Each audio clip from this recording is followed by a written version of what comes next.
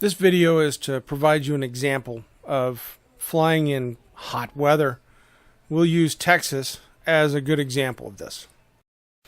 So to get started, we took an initial baseline reading off the drone, establishing its base temperature inside the house, inside its case. We packed up all the gear, took a reading inside the car, and was surprised to find exactly how hot it was just sitting there during the day.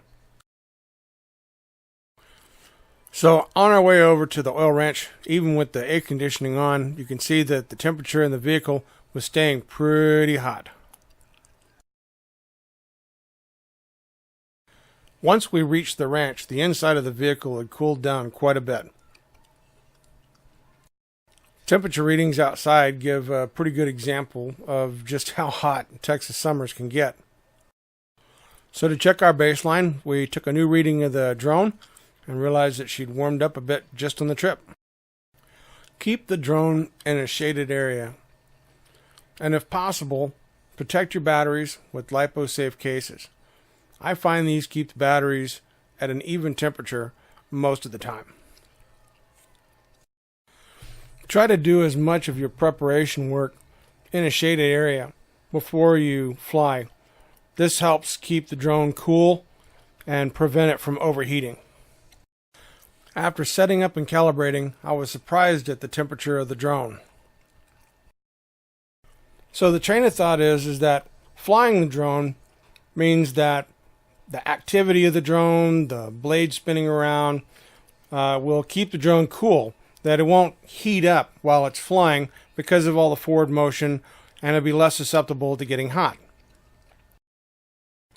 Once we got the drone back to the car, unfortunately, that pretty much proved to be false. We were even more surprised at the temperature that the cell phone reached, which was very scary. We had a great time coming back out to the oil ranch and also getting a chance to see the church again, which we hope to be able to go back and film again sometime this summer after the renovations. The general opinion for me is if your temperature is extremely high, like in Texas, gauge your flights very carefully. As you guys could see, just the environment alone was incredibly hot. The vehicle was incredibly hot. The area was incredibly hot. The cell phone that I used got hotter than the drone did. And that is paramount to you being able to return the drone. So take a lot of precautions and be very safe about flying in extreme heat. As you can see with the drone flying around, once I landed it, the heat really had not dissipated much. It was still very, very hot.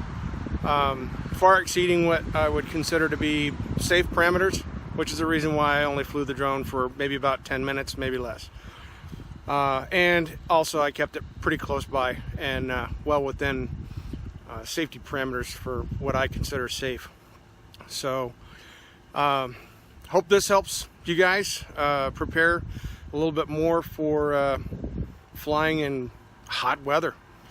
Come to Texas. We got hot weather. And props to Ken Heron for this great idea of filming in Texas heat. I really appreciate you letting me come out here and sweat like this. Thank you. Bye.